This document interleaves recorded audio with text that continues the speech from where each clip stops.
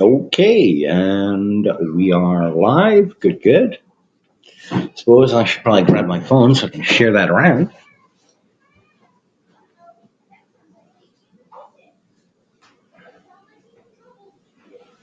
Yep, yep. And make sure that the proper invites are handed out.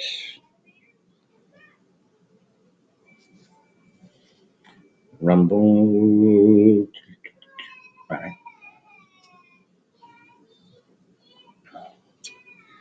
My content. Let's go. Um, let's share this. Copy. And go into the Twitter, as it were. Yep. Still not great shakes at this. So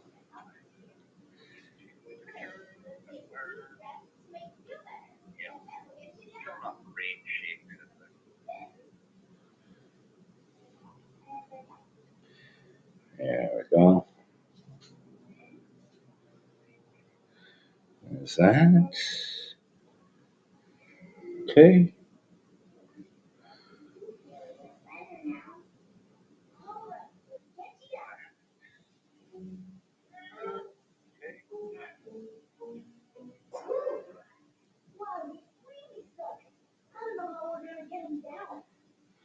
Paste that there. Okay. That's that. Might not be a whole lot of traffic. There rarely is for my shows, just because I'm not exactly eminently popular or live frequently. Yeah. Oh Lord.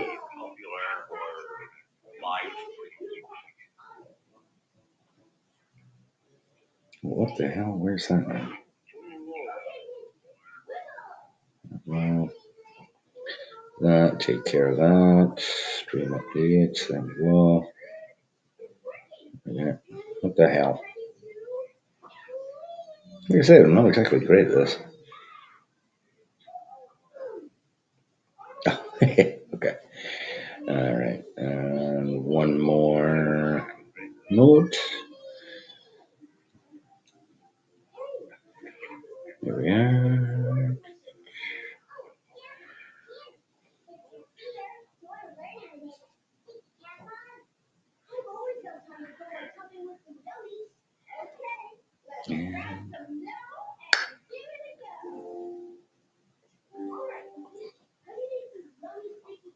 Okay.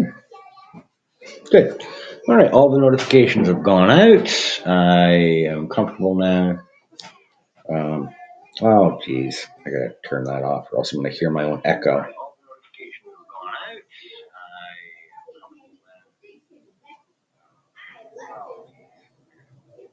There we go. That will eliminate the echo. Good. All right.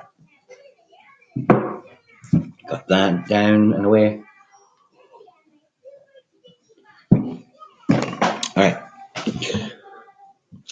Oh, well, actually, there's one other person who I am going to actually message directly.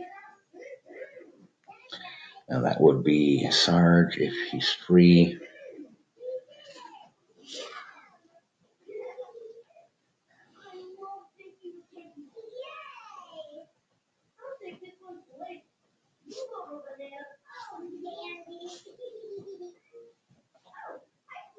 There we go.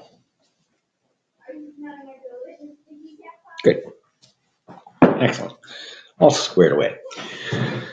Now I'll actually proceed to the actual show instead of having nothing but dead air. Greetings and salutations, ladies and gentlemen, and welcome back to the Storyteller's Corner. I am your host, Joshua T. Calkins Truergy, also known as Byron Sidious. I do not stream that frequently, nor do I upload videos that frequently, but I did just yesterday upload the latest book review for Peter Straub's magnificently constructed Shadowland. Sarge, greetings and salutations. Thanks for popping in, brother. Yep, you can listen in because you know that this is not exactly a face made for television. It's a face for radio and a voice for print, since the written word does tend to be my preference in terms of communication style and entertainment intake. But yeah, I don't stream frequently, but I do like occasionally hopping on, particularly when it's been a while and when I have recently done something to promote. Well, I appreciate it, Sarge. Thank you much for popping in for a listen. My wife and I and the kiddos, the family, just got back a couple of days ago on Monday afternoon from our Thanksgiving vacation. We went and traveled to my wife's cousin Tori's place in southeastern Wisconsin. I kept saying northeastern. I made a mistake on that the couple of times that I posted updates, which was not frequently because I wanted to kind of disconnect by and large. And I was mostly successful in that endeavor to disconnect and be a little less terminally online for the Thanksgiving holiday. It was actually rather nice to pull away from everything online that I engage with and tend to spend a great deal of time listening to, watching, and or reading. Um, it was a lot. I was a lot more in the moment with family. Met many of the folks who were present are folks who I've only met once or twice on my wife's side of things. Um, but it was an excellent visit. We stayed at her cousin Tori and her husband's home in southeastern Wisconsin, and we were about 20 minutes outside of the town of Kenosha, Wisconsin, which is a location that some folks it'll make their ears perk up like a bloodhound. It's a familiar sounding town, and that would be because of the 2020 riots and the events surrounding one Kyle Rittenhouse. But that was nothing to do with why we were there. It was just my wife said, "Oh, she lives a little bit outside of Kenosha." I'm like, "Wait a minute, I know that name. I know that town name. Why do I know that?" And kicked off a memory. Oh, that's why. Thankfully, we were far enough away that there was none of that back at all, and nothing to do with any of that. It was just family gathering for Thanksgiving holiday, and it was tremendous.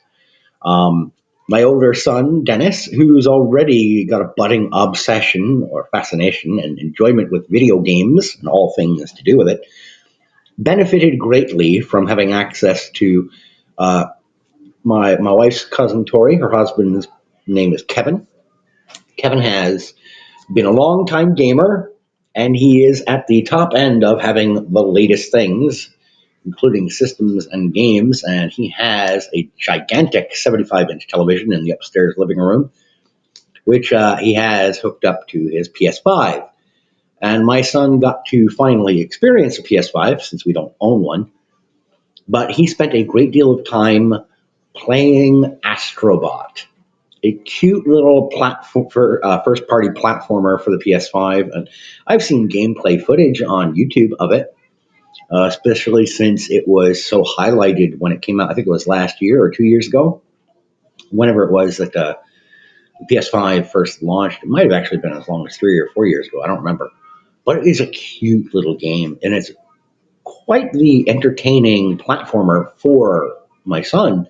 He was having a ball. Now, this is a kid who I started him off with video games with Sonic the Hedgehog 2 on my gray Data Frog device, not this one, the older gray one.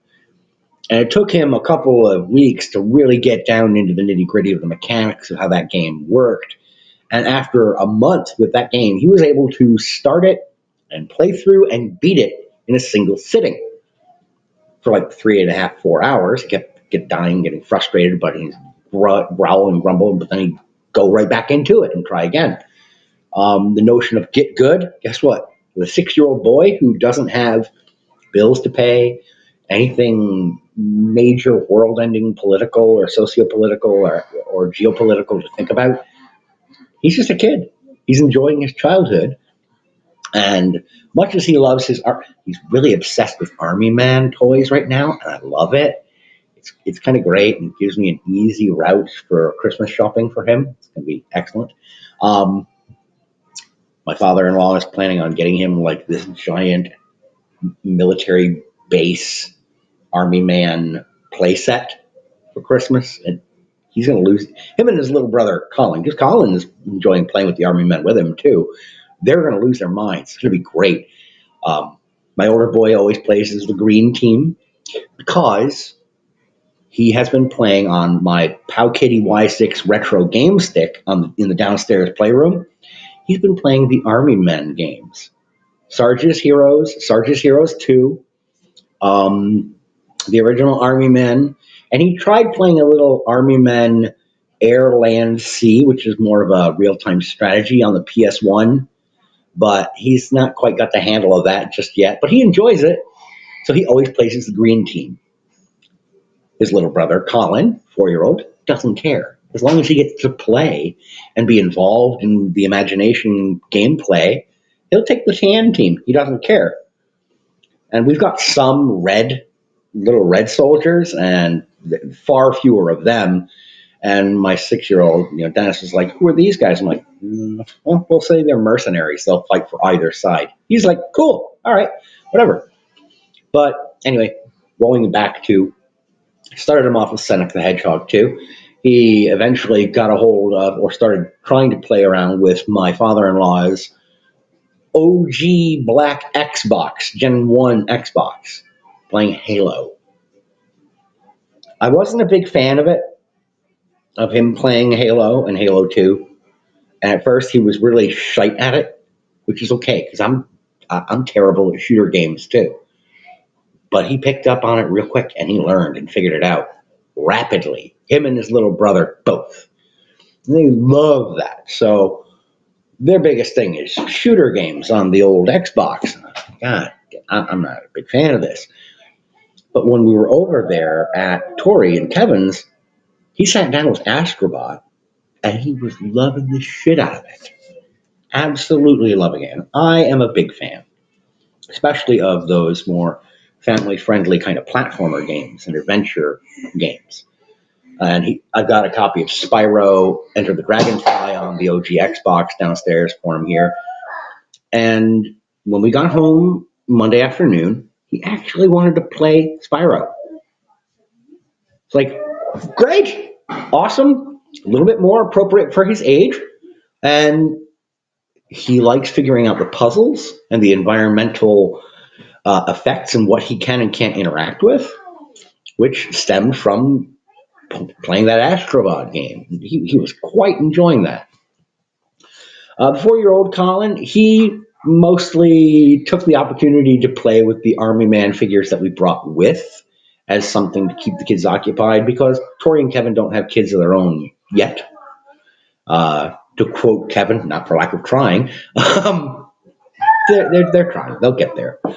But I brought the Army Men soldiers and a couple of stuffies for Malia, the 2-year-old, so that her and Dennis and Colin could play. And they had a pretty good time.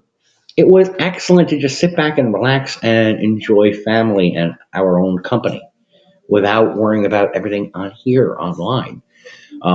Kevin, turns out, was not just a big gamer, which I love.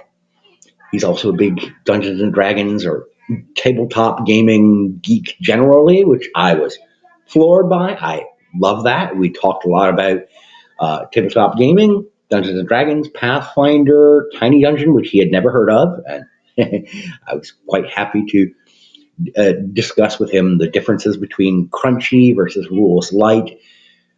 We just shot the shit on that for, God, a couple of hours at least between last week Wednesday when we got there, and then Thursday during the day, as cooking was going on at Tori and Kevin's house and the neighboring backyard house, because my wife's cousin Tori bought a house literally right behind her father's house. So family is like literally across the yard from each other. Kind of a neat setup. She did do it on purpose. She said when her and Kevin were looking to buy a house, they wanted to get something on the same block as her father. They lucked out and were able to buy the house right in back of her father's property. It's kind of nifty what they did because her father has a couple of dogs, and what they did because they use an invisible fence was they just extended the invisible fence for the dogs so they can roam between the two properties. It's a really nice setup for that. Kind of nifty. Um, big family gathering. We and our kiddos stayed with Tori and Kevin, and my wife's other cousin Leah stayed with um, their father, Uncle Steve, and Aunt Jill. Stayed with them. Those two, Leah, her husband James, and their three kiddos stayed with Stephen and them. So, when we went over to visit, the kids all were able to play together in their downstairs kind of rompus room, playroom area with a ton of toys that apparently that they just keep all the time. Um, hey, LB Weaver, greetings and salutations. Good to see you, brother. Thanks for popping in. Thanks for checking in. Good to see you here. So, yeah, those first couple of days it was fantastic to disconnect and just be present with the kids and with my wife and her cousin and, Tori's husband, Kevin. James turns out is a big time tabletop gamer as well, big time video game guy.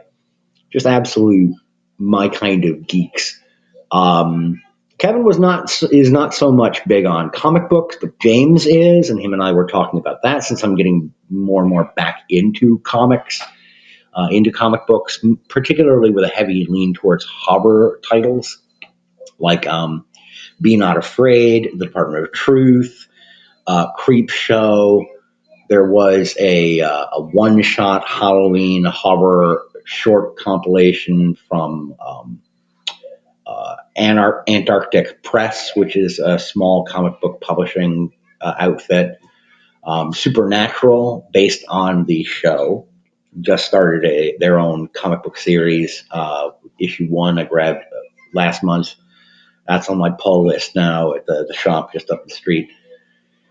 But yeah, fantastic time. The meal on Thanksgiving Day on last Thursday itself was quite enormous because my wife's grandmother and grandfather were also visiting the area. They had a hotel just down the road a little bit, about 10 minutes away from Stephen's house. They came for Thanksgiving meal and to visit, to see family and everything. It was great. I am particularly terrified of my wife's grandmother because she's sharp as tack. She is 82 years old. She's still quite nimble, quite sharp mentally. Her grandfather, Virgil, is still, mentally, he's all there. He's slowed down physically a little bit, has a little bit of trouble ambulation, walking slower, but he's still with it. If you take care of yourself, if you are cognizant of what you are putting into your body and what you are using your body to do, if you maintain physical well-being and exercise and proper diet, you can go a long time before you start falling apart. And as long as you don't, unfortunately, get hit with any kind of crippling illness. Yeah. And some people, they get up in age and it doesn't slow them down. Some folks, it's like they get hit with an anvil from Warner Brothers cartoon. But anyway, so that was fantastic. And, the next day, Friday, we just, for dinner, we just ordered pizza. Like, fuck it. We just had a big day of giant feasting. We're not doing that again, especially since the very next day, Saturday, was planned to have like a buffet style taco bar over at Uncle Steve's while watching football. There was quite a bit of football watching as well between the two houses. I'm an Eagles fan, so I didn't have a great Black Friday with that game against Chicago, but fascinatingly enough, thanks to the Rams dropping the ball to Carolina, Chicago Bears are the number one seed in the NFC right now. Not just in the NFC North, in the entire conference. It's kind of weird. But I know a lot of you folks who are watching me aren't big sports ball fans.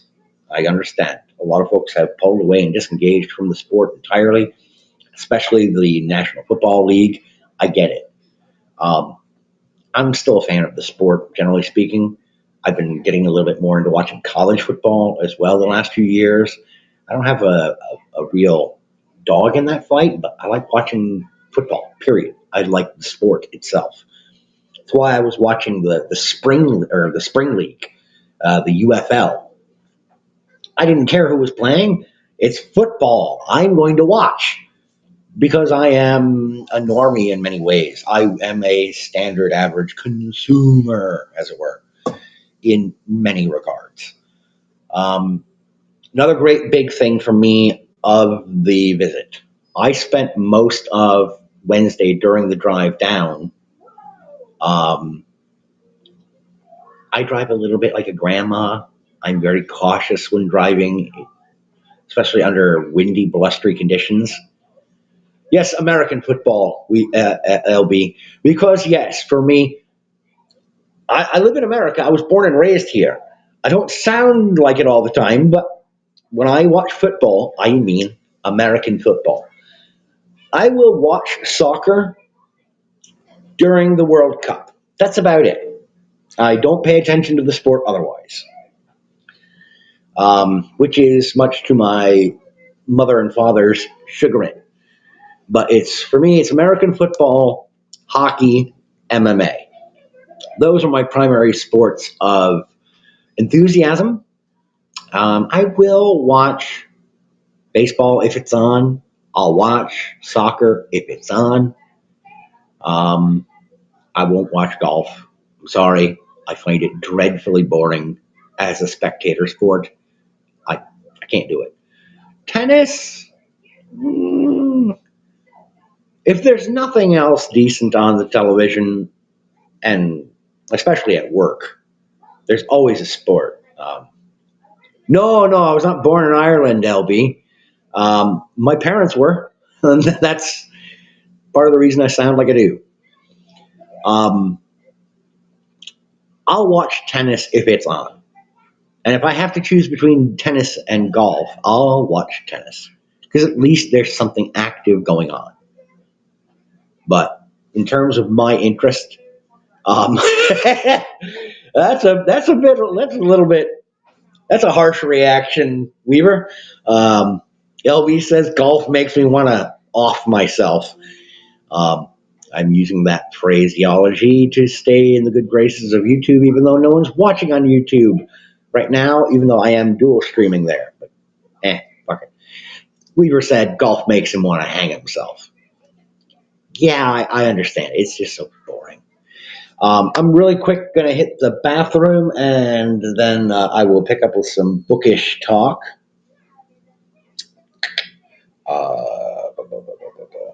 What are we doing here? Really quick while I hit the bathroom. Music break.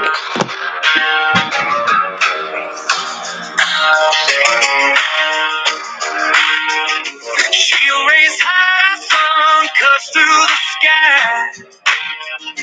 Boots on the ground, the battle's nigh. Stars and stripes stitched in his vein. He stands tall through storms and pain. The heart of a soldier beats so true. Red, white, blue, he's coming through. Oh, Steve Rogers runs the line on the fight for the shine. With a star-spangled soul, he won't let go, won't let go.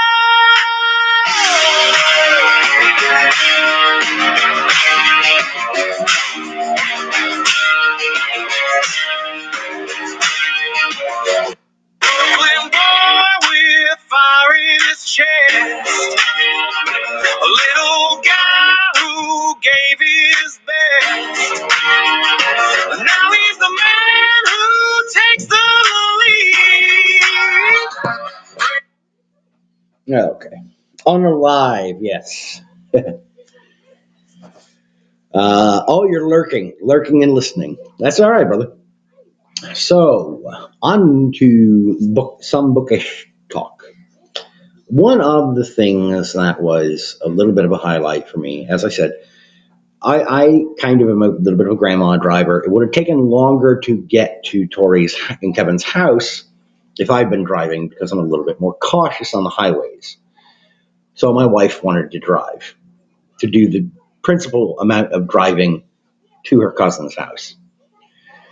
So in the passenger seat, I was basically doling out snacks and drinks to the two littles in the back seat because the older two rode with my father-in-law, who also went with us. So the two older kiddos, they rode with him. The two younger kiddos rode with my wife and I. And we had a family friend, my wife's friend Sally. She came and stayed at our house to house sit and watch the dogs. So I spent most of the time driving there reading and finishing up Shadowland by Peter Straub, who I just did uploaded the review video for, spoiler-free review video for yesterday, both on YouTube and here on Rumble. Absolutely fantastic book. I highly recommend it to anybody who is a fan of horror. Which then leads into I am now picking up and reading Magic Terror, also by Peter Straub. This is a collection of some of his short stories, just a few of them. How many exactly are in here? Let's see. 1, 2, 3, 4, 5, 6, 7. It's 7 of his longer horror short stories, or paranormal, weird horror short stories. And I also grabbed a copy from my Books A Million account, downloaded here onto my Kindle. That's what I'm using to broadcast with right now, is my Kindle Fire 10. A copy of Poe's Children, which is a short story collection of supernatural, paranormal, occult, and horror tales by various authors. 25 different authors contributed to this volume called Poe's Children, edited by Peter Straub. I think he has 2 of his own stories in the collection, but these are stories that he found worthy of being sort of the next vanguard of the spooky. So I'm looking forward to diving into that. So after reading through the stories in Magic Terror, I pulled out my copy of Again, Dangerous Visions, which is the second Dangerous Visions short story collection edited by Harlan Ellison, and 46 original stories edited by Harlan Ellison. So that'll be my next go-to after Magic Terror. I'm on a short story kick, really, right now. Before I read Shadowlands, I had gone through a short story collection, Smoke and Mirrors, by Neil Gaiman, which is a collection of some of his short weird fiction. Weird fiction, cosmic horror, paranormal, supernatural horror is a fantastic genre for short stories. I should know, I'm a practitioner of such with the Amelia City stories. That's really been my big kick, is short horror. Get in there, terrify, weird out, make the reader or audience consider reality itself, and then think over the ramifications of the potentialities presented by the story. You know, some very otherworldly stuff going on in these stories. And if you're wondering about what might be good in terms of something that's otherworldly but more couched in our reality, might I recommend hopping on to Amazon and grabbing a copy of American Goblin, a story very much set in our world, but with confluence of incidents and events that has led to creatures and elements of fantastical worlds being present in our own, and how one particular goblin, Crick Solomon, is trying to get by day to day as an average Midwestern citizen. What kind of goblin is Crick Solomon? He's an American goblin. Grab your copy today. Now that I've done the shameless self-promotion, um, and yes, L.B. Weaver says, love Amelia. Yes, all things deserved come to those who live in Amelia City. If you go to Amelia County, whether it be North Perry, East Perry, Candleton, or the heart of the metro itself, you will find that there is a peculiar kind of fairness dealt out in Amelia. All crimes, whether they be of a legal, physical sort, or of a spiritual, soul driven nature, you can always find justice in Amelia, the justice of Amelia, which is also available for sale right now on Amazon.com or Lulu.com. Take your choice. More shameless self promotion. Anyhow, I do have a lot of, love for physical format books. It's my primary. I do read digital, but I still prefer having the actual physical, tangible book in hand for a few reasons. For one, I don't need to worry about if this is charged or not. I just open it up as long as I've got light in the room. I can read it. Really handy, really nice. For two, when I open this book, the words on these pages, okay, are not going to suddenly change. They will not be stealth edited. They will not be adjusted for modern audience sensibilities. All that nonsense is out the window because I have the book in hand. The physical copy is right here. I don't have to worry about something, suddenly adjusting between when I turn off the device and then turn it back on later on to pick up where I left off reading.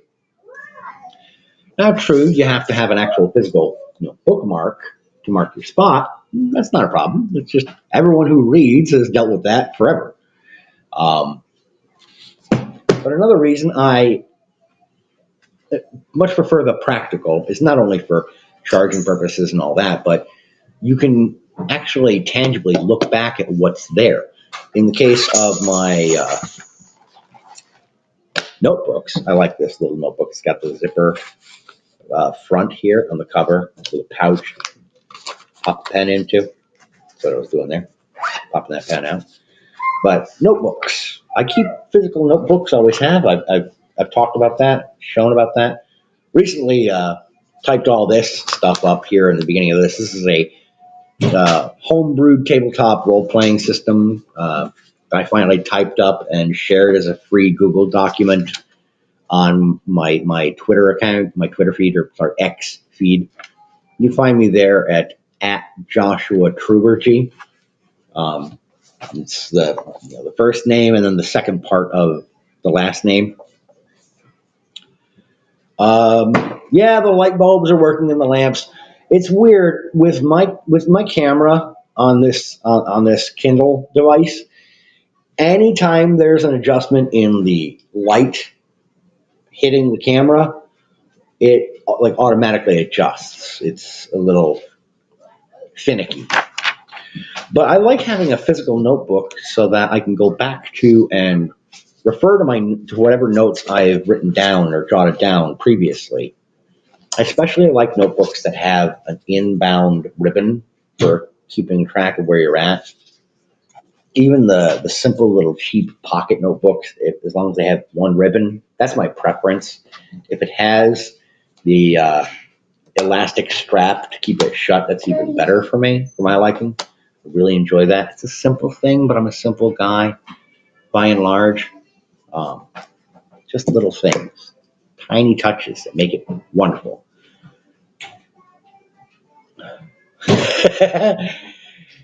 L.B. Weaver with a great one. I'm going to go ahead and highlight that. Says, how many liberal trannies does it take to change a light bulb? Just one, and it's always in transition. That's a good one, Weaver. I would say that they will only install it as well once they get Medicaid or Medicare funding approved for it, because that's how they do, and they'll go to the American Psychiatric Association to get the money because nobody's going to double check their work. Too bad they haven't heard about the what was the CARE studies out of Britain. I can't remember the name. I got to look that up. But yeah, their whole argument just got completely wiped out. Thank you so much. Not a problem, Weaver. Not a problem. I'll highlight that. I will carry along that joke. I will pass that along. And if anyone's offended by it, I don't care. I'm offended. Okay. I know how to needle you further in the future. Thanks for the information. Another reason why I prefer having physical, tangible copies of notebooks and books, especially notebooks. I was going through my downstairs home office the other day, actually yesterday, because I wanted to do some cleaning up so I can put stuff away and stash it for the holidays for Christmas. Weaver says, when they're going on about puberty blockers, I thought those were those orange sunglasses they used to hawk on late night TV. Yeah, the UV ray blockers, these are 100% guaranteed. And you had some look like a used car salesman trying to get on late night television to pitch this shit to you. And you have to wonder, how much time did you spend in a federal pound me in the ass prison, sir, for whatever con or huckster tactics you got thrown in prison for fraud for before you wound up on this late night television infomercial selling this garbage ware that doesn't actually work? I love those commercials for one reason. I wanted to try and guess, is the guy or gal selling this horse shit a former convicted felon for fraud, or did they used to be on a television sitcom and they have fallen so far off the beaten path that this is what they have to do to earn a paycheck? Which is it? Former actor or former felon? Which is it? It was a good, fun little guessing game. Yeah, and he's a chick now, apparently, according to, psychos. But anywho, back to tangible physical notebooks and whatnot. As I was cleaning my office, I found this little handy dandy pocket notebook kind of tucked under my primary desk down there. And I thought, okay, is this something that I should hang on to, or should I go ahead and toss it out?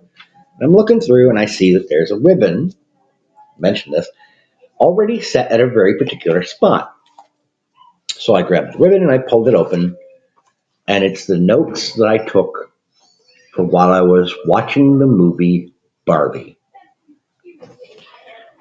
Now, I did that Barbie video quite some time ago, and I always thought it was kind of a shame that I had lost these notes. I had lost this notebook.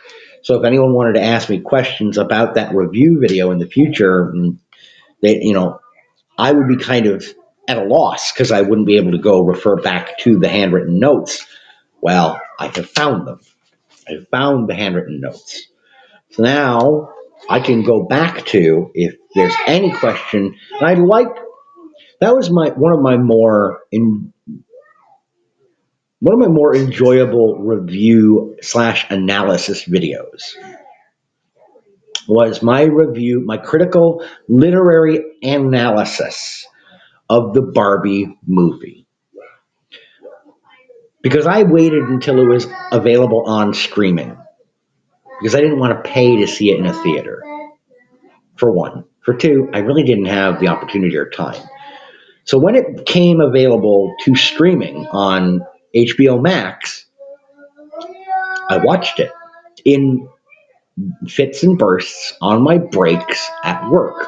And I took meticulous notes. I paused constantly. It took me almost a week barfy, of taking my 15-minute breaks at work and sometimes my half-hour lunch break and just watching this movie and pausing and taking notes for analysis to later be constructed into a critical analytical video on my YouTube and Rumble channels. And there wasn't a whole lot, it didn't do that great because I'm not much of a content creator, quote unquote, as it were, on Rumble or YouTube. I'm a small timer. I always have been. I'm not the biggest presence. But when I dive into these things, I like to make certain that I am solid in my foundations and my arguments.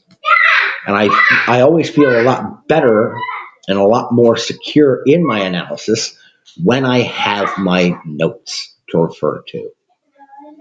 This is why I handwrite my notes.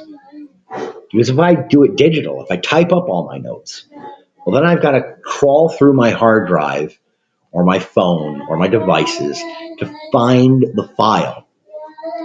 Whereas if I have it written down in ink by hand, no one can accuse me of cribbing the notes from somebody else or getting the notes from somebody else or using AI, ChatGPT or Grok or Claude or whatever, to assemble my notes. No, motherfucker, this is my handwriting. Try again. Physical format, always. LB Weaver says, I hear they're human in the movie. I think they should have had them dressed in plastic or have somebody suffer a bad acid flashback and just imagine they came to life, she and Ken. Then Sid Barrett tried to take a peek at the Netherlands below the waist to see. Yeah. Anywho, that there. These notebooks together there. It's part of the problem of having physical props when doing a stream, though, is making sure you've got enough space on your setup to have all this stuff laid out. Which is why part of the reason I'm doing this at my kitchen table. You can hear my 2-year-old in the background playing with the dogs downstairs. Now, I did mention in the description of this stream that there was going to be something talked about with video games. Something else that during the quiet times when there wasn't a whole hell of a lot going on while we were visiting with Tori and Kevin, I brought this device, this handy dandy little retro gaming device. It's one of my primary 2 units that I use. This one and let me grab the other one real quick.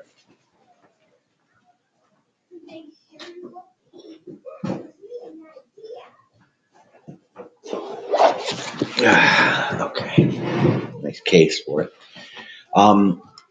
This is the SF3000. It handles up to a couple of PlayStation 1 games, but not very well. For the most part, I use it for Nintendo, Super Nintendo, Game Boy Advance. And this is a Game Boy Advance game. This is Shining Soul 2.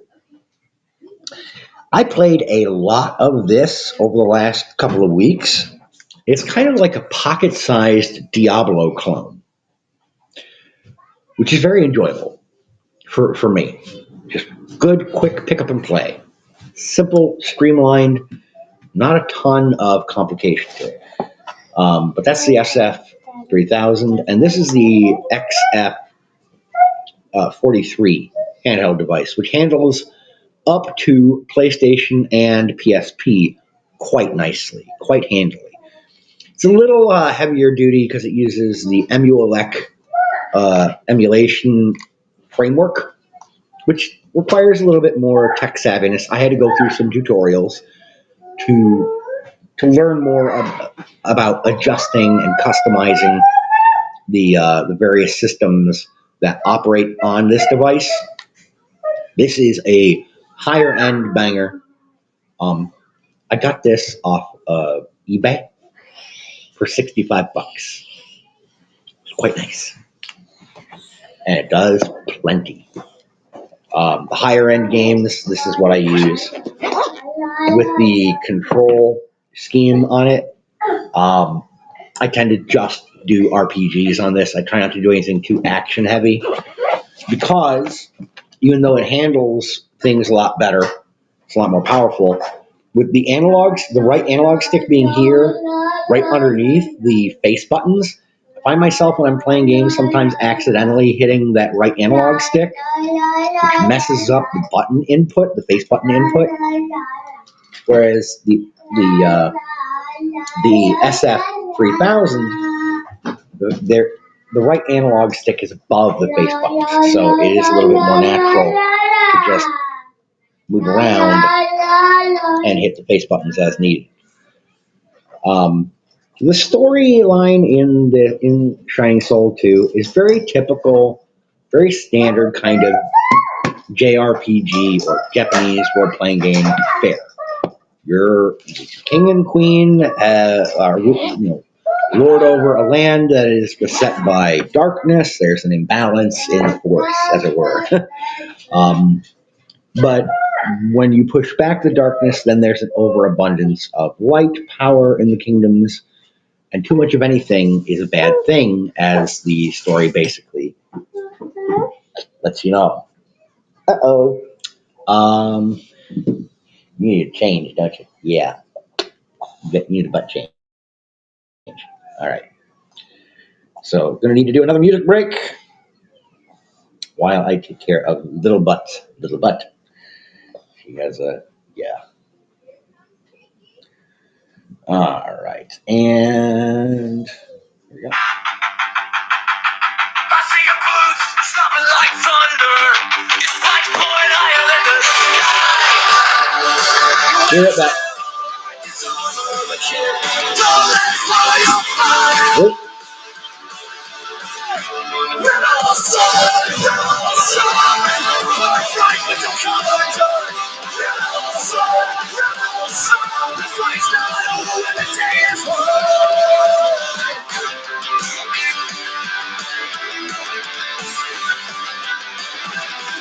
Remember nights in the alley, stray cats screaming out my rage. But every anthem turns to silence if you lock yourself inside the cage. Raise your fist, but no one's alone. Our hearts are torn to the smothering. Red outside, birthright with the carbon. Red outside, the fight's not over when the day is won.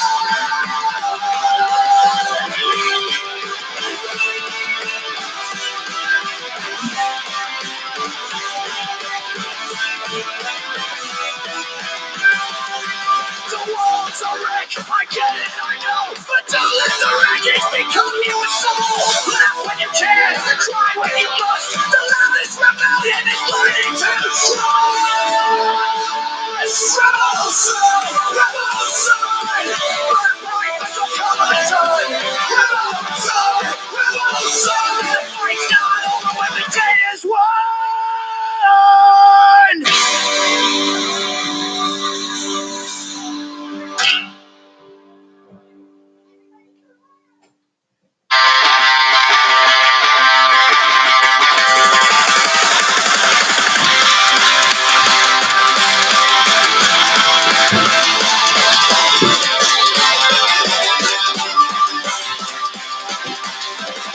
The roof leaks and the floorboards creak. My wallet's thin, my future's bleak, but I laugh like I own the moon tonight. No gas, no heat, but I got my feet. The world spins fast, but keep my feet. I smile wide like the stars are in my sight. Cranberry, that's my plan. Hold the line with my shaking hands. Faith ain't easy, but here I stand. Cranberry, like a stubborn man.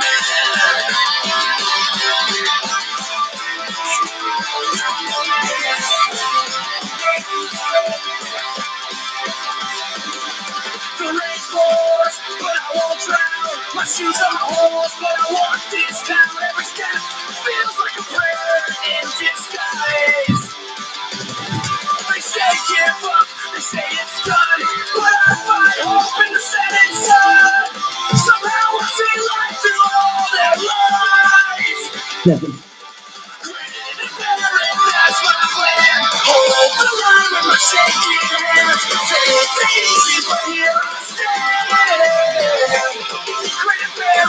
like it.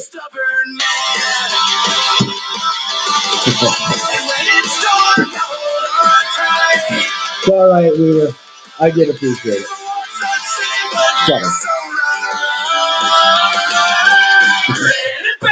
That's my plan. Hold the line with my shaking hands. Take it easy, but you're like a stubborn man. Like a stubborn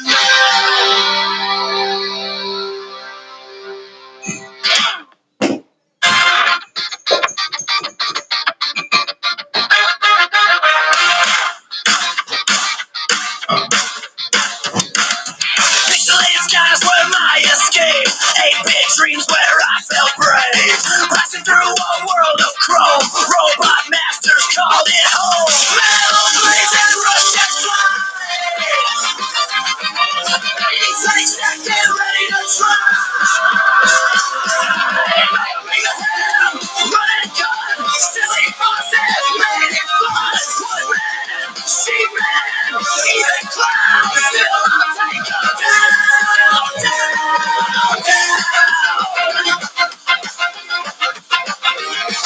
slide and shoot the temples wild. Every stage of fever. Boy, sorry about the music break. Needed that though, so change the little one's butt. Take care of that.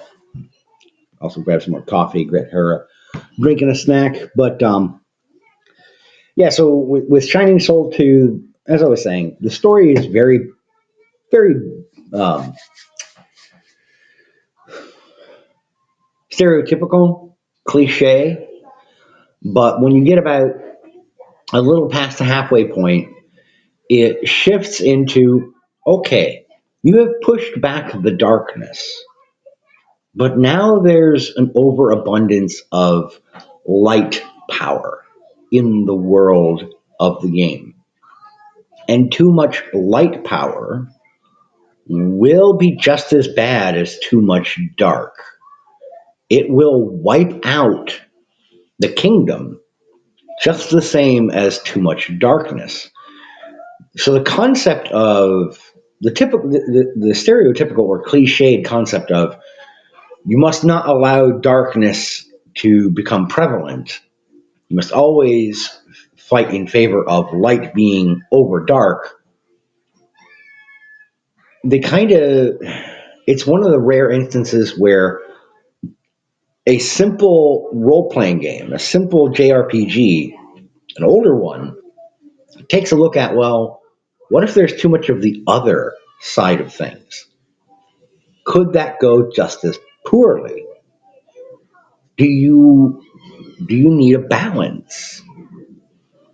Do you need a certain amount of darkness in order for the light to be relevant? And the answer to that, at least in the game's canon and mythology, is yes.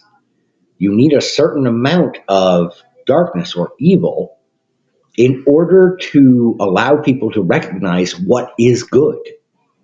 Without that counterbalance, without that counteractive force, the concept of what is good or what is light becomes less noticeable.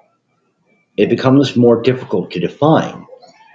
Now, that does not mean that you want an excess of evil or darkness in any fantasy setting or sci fi setting or even horror setting. If you remove any and all hope, no one's going to want to engage in that material because then it just drips of cynicism, it drips of resentment and negativity and just bleakness. And no one can maintain that or sustain that permanently or entirely. There has to be some through line of the other perspective in order for you to have that comparison. Now, I am not a postmodernist. I don't believe you have to subvert every expectation of a genre or a story. Fuck that. That's how they killed Star Wars. It's what George R. R. Martin fucked up with fantasy with A Song of Ice and Fire. The first 3 or 4 books in that series, mind you, I've read up through Dance of Dragons because that's all he has out there is the first 5 books. I'd say the first 3 were really pretty solid. There were some hints, though, dripped in here and there, though. He's going to try some underhanded fuckery with the fantasy genre. When he came out, I don't remember if it was a year or 2 ago, when he did the whole, what was Aragorn's tax policy once he was king? Who gives a fuck? Quit trying to ruin good art through subversive horseshittery. We don't need to know that. For one, is it relevant to the story? Is it relevant to Tolkien's message? Is it relevant to his world building? In context of this narrative? No, not at all. It doesn't matter. It has no business being inserted in there. So Martin can take his fat ass and fuck off with that. That's for one. Unless you are planning to do an entire world building framework for an ongoing series that you're going to allow other authors and storytellers to work within the framework of, like, for instance, something like Warhammer 40K, where there are a number of authors who contribute to the overall lore and canon of that series and framework. A lot of different people work on those stories, whether they be short stories or full novels or entire series and sagas. Part of what makes that series so difficult to get into from the reader's perspective is that there are so many contributing authors. And all of their works are, almost all of them, I can't say all, because there have been a few that have been excised. Almost all of those stories and books are considered canon. That's a ton of material to try and learn or memorize or at least get a grasp on. It's a ton of stuff to wrap your arms around, because you're not just dealing with 1 or 2 creating forces. You're dealing with all the authors who have contributed to this framework. That's a lot of material to contend with. It's part of why I've been hemming and hawing about dipping my toe in. I've read a few short stories in the Warhammer 40K universe. That's it. I haven't really dipped any further in. My buddy Cortex forever was trying to get me to start reading the Horus Heresy books. And I have them on my tablet. I have them on my Kindle. But I haven't started reading them yet, because that's going to be such a massive undertaking all on its own. I will admit, I'm a little intimidated to get started down that road, because I'm not a 40K guy, because I'm not familiar enough with material to dive in. There is a creator on YouTube / Rumble, goes by the name the 40K Empress. She's part of the Dignified Cartoon Gentlemen's The Network, who I partner with occasionally as a kind of part-time sideline contributor. I've done a couple of interviews with Dash Attack, who is a VTuber who does Digny's the network's Old White Road stream show, and Helzo, known as Discuss Thing. He does the Tangent Kings show. Both programs, which used to be part of Ryan Roger Athay's reality-based project, when he got the undeserved yeet off of YouTube, he took a step back into the background and kind of handed things over to his protege, Digny. Drive safe, Sarge. Always drive safe. And it's good to see you're waiting to say anything or type anything until you're at a light or in a parked situation. That is the wise thing to do. Remember, folks, if you're watching this or listening to this later on playback, If you're going to join a stream while you're driving, listen only. Unless you pull over to the side of the road, or you're at a red light, or you're in a parking lot and you're in park. Don't risk your well-being by trying to drive and type. Don't do it. That's my PSA. I've done my part. Now, if only Chris Pavlovsky and the folks at Rumble would reward me for such safety tips with a contribution. No, just kidding. Sorry. Shameless begging for money from the folks who run this site and the program that I use. I use Rumble Studio because it's free and it's user friendly. And for a tech retard like me, it's ideal. Oh, Sarge, you sent the link to Weaver. Thank you for that, brother. I appreciate that. That is much appreciated. Much obliged. And yes, this mug.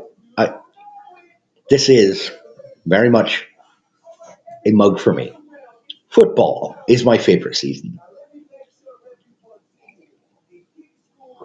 Early, especially the Halloween season. That's my time because that's spooky time. I enjoy my spooky stuff. But anywho, I'm going to be hopping off here pretty shortly.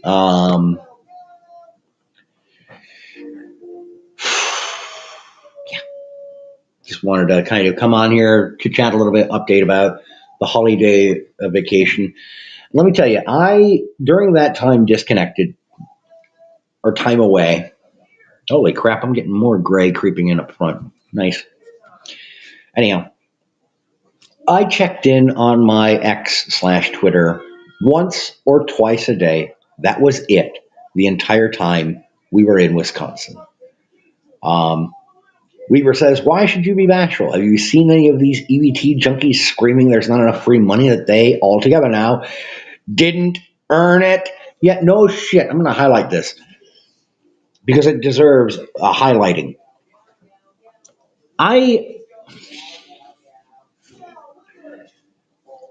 Look, there are some folks who they just need a little bit of a leg up here and there.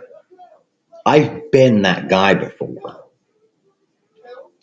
Years and years ago, after my divorce from my ex out in New York, I was on food stamps for about 4 months until I got my legs under me and got going again. And when it came time to reapply or recertify, by that point, I was living out here in Minnesota. I was working a fairly decent job, making better money than I had been back in Buffalo, New York. I was able to catch up to my child support payments. And I was living with a couple of roommates. I was able to pay my bills.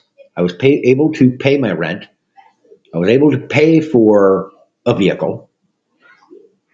I was getting back up to speed. And when I was was emailed the form, I told New York, "Hey, I don't even live there anymore. I can't possibly be eligible." And they said, "Okay." A week later, I get a message from the state of Minnesota asking if I would like to apply for EBT through the state of Minnesota. And I said, "I don't think I can. I live in a situation with a couple of roommates. I'm making my bills. I'm able to pay for everything. It's tight, but I'm squirreling away 40 or 50 bucks a week into a savings account. I I'm scraping by." And I was told, "You could benefit from this. You don't have to use it long term. There's no shame in that." But I did not feel it was appropriate. So I thanked them for their time and for making the information available to me. I said, "I appreciate that, but I'm okay. At worst, I can go, there's a couple of different churches in the area that run food banks. I could sign up, and I did end up doing that about a month later. I went to a local church that did a food bank. Is you could come in once a month and pick up some boxes, some prearranged boxes of foodstuffs. And myself and my roommates, we did that a couple times. And you know what? It helped us squeak by even better. I was able to stash away a little bit more money each week. Whoop, down goes the snack bowl. Hold up. I got it.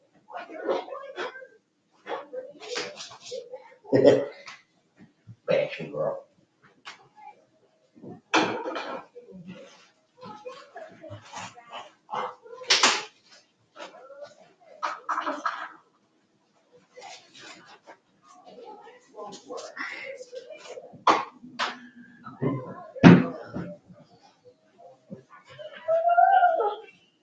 What's up?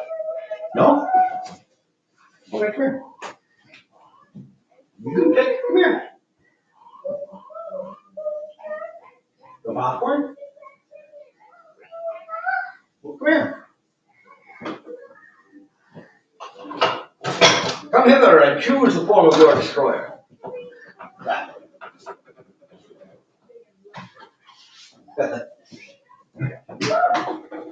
Hold on, kiddo. Sweetie, you want this? Huh? Yeah. All right, well.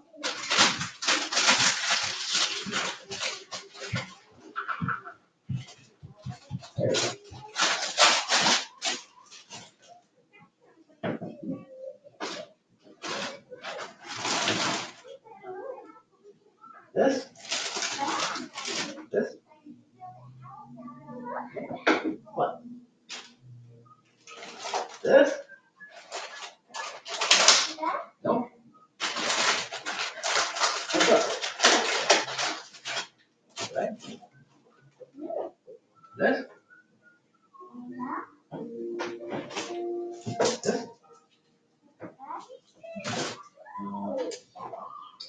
This? What's gonna be, kiddo? This?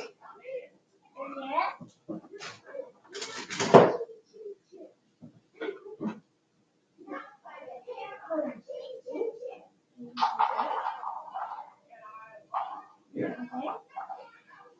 Here you go. Gotcha. Okay. Good choice. Sorry about that. Take it easy, Sarge. Good to see you again. Thanks for popping in, and thank you again for giving Weaver the link, brother. Weaver says, government feed you long time, or so they hope. Oh, sake, feed you a long time. That's going to get me flagged. But no, what I was saying before, I didn't want to rely on that because I understand it is a sin to engage or indulge in pride, but I'm an imperfect person and I am a sinner, and pride is one of those ones I can't seem to get away from. I can be a very prideful man. I do not like to admit when I need help or when I am coming up short. I'm not good at it. I'm not good at admitting that.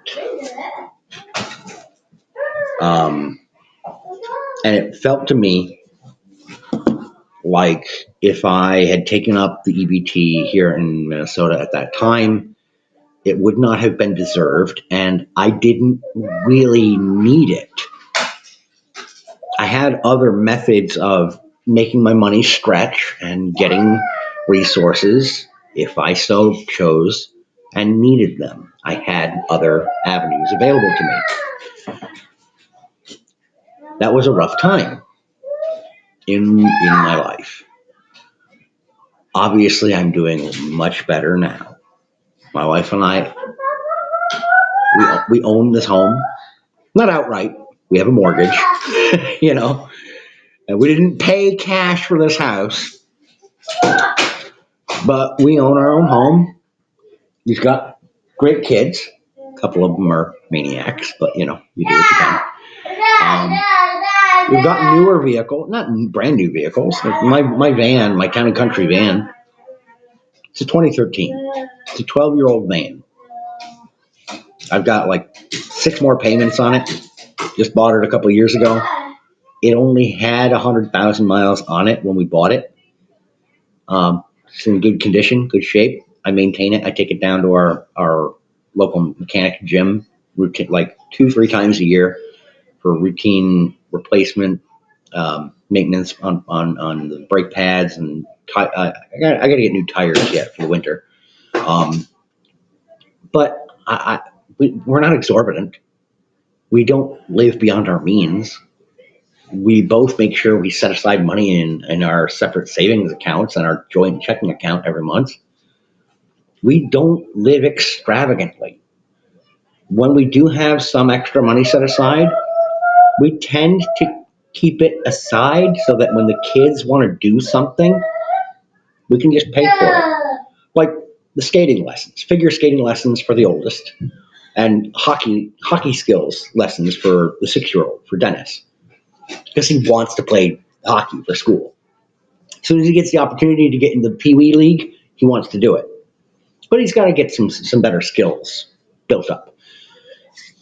So we're putting them both through skating lessons on Monday evenings.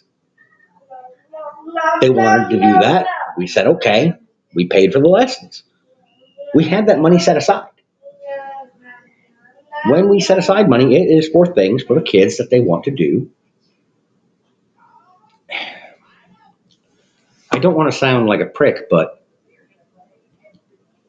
we don't make we're not making a killer amount of money, okay? We're middle class. We're kind of like down the middle of the road middle class. But we don't waste money on shit we don't need unless you count our habit as smokers.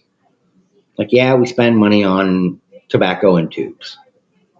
But we spend money on loose bags of pipe tobacco and empty cigarette tubes, and we have a hand crank machine that we roll our own smokes. We minimize the cost to us for our vice. When it comes to these retro gadgets, I don't spend more than $60 or $70 on a device. The XF43, my primary handheld retro device, I got this for $65 on eBay. I mentioned that before. I got this SF3000. I got this for $25 on eBay. My Pow Kitty Y6 retro game stick that hooks into the HDMI port on the downstairs television, I paid $40 for that. And the television in the downstairs family room, playroom, I found off of Facebook Marketplace like 3 years ago. Somebody got a brand new like 65-inch television. They were selling that 50-incher for $20. I snatched that shit up like a crackhead who spotted a rock on a countertop. Boom. I came there to that guy's house like 30 minutes after messaging him, cash in hand, handed it to him, took the TV and the remote, brought it home, hoisted it up. We always look for deals.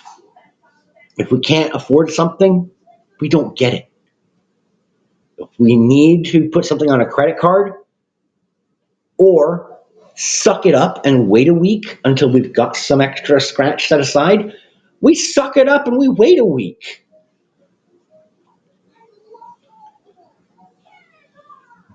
We're not white collar people. We're blue collar people. But we manage to make it work.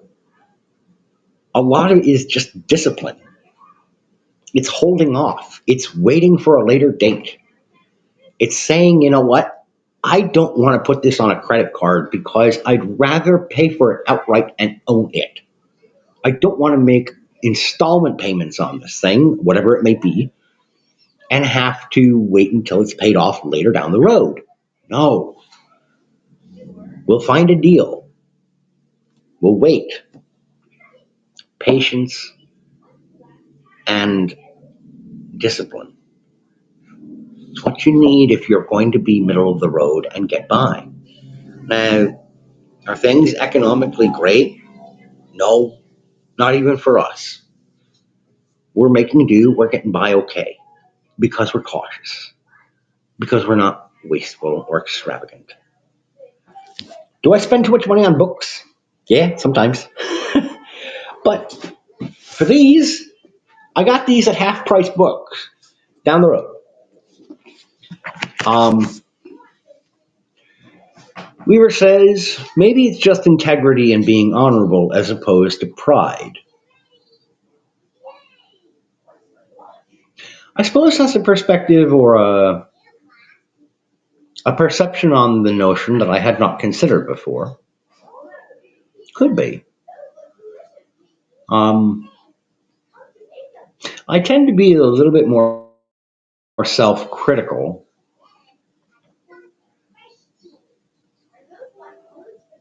That is something for me to consider, though, to mull over. Honor is a big thing for me. Integrity is a big thing for me. But I tend to be self immolating in my terminology, so it could be. I mean, that would be a charitable interpretation. And I appreciate that. I thank you for that complimentary perspective. Perhaps it is applicable. I don't know. Could be. Doesn't mean I'm any less of a sinner. I am. Um, you know, my best hope is that Jesus still gives me what grace I'm afforded. That was earlier on when talking about food stamps. I forgot to send it earlier. Oh, not a problem, Weaver. Not a problem, LB. I know that you said you're lurking and listening and lurking, so I appreciate the comment, but I can stream with consciousness back to it and make a relevant approach or response. I appreciate that. That is a complimentary way to look at it. It's giving me the benefit of the doubt, and I appreciate that. I tend not to give myself the benefit of the doubt because I'm a raving lunatic. So you work with what you got. But do I waste money on books? Like I said, yeah, but I tend to go to half price books or I go onto a website called Thrift Books, which is great for pre owned books. You can find some really good deals. I got this, again, Dangerous Visions. It's not in the greatest condition. I will admit that. It's not exactly falling apart, but it didn't have a dust jacket and it's seen better days. It's in kind of rough shape. But I got this off of Thrift Books for $8. I think it was $8 or $9. Just had to wait a month for it to ship. This one, the Magic Terror, I got this at half price books for $5. And hey, nice to have a used bookstore like 12 minutes down the road. Did I need to spend the money on those? No. I probably could have found them digital for really dirt cheap because they're older books, older titles. But again, I come back to I like having the physical book in hand. I prefer it. And the folks at Half Price Books up the road, it is a chain. It is a franchise establishment, yes, out of Austin, Texas.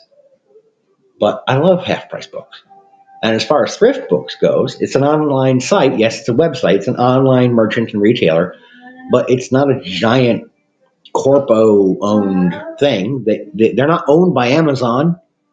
So fuck it. I'll buy stuff from them. But anywho, I'm gonna wrap it up here. I think I said that like 20 minutes ago. I said I was gonna wrap it up, and I just kept bleh, word vomit. But anyhow, I will hopefully be appearing later on the stream for the Dignified Cartoon Gentleman. later on today on his YouTube channel and Rumble. I would encourage you to check him out if you have the opportunity. Again, it's the Dignified Cartoon Gentleman, also known as Digny for short. We'll be doing a panel show later on with him as the host. He has not yet posted up the topics of the show for today. I'm hoping that, or if he has, I haven't checked yet. I haven't seen. But I'll be taking a look at those topics, doing some pre-show reading and research to get prepped so I can give some appropriate commentary on those topics. Yob, yob, yob, yob. All right.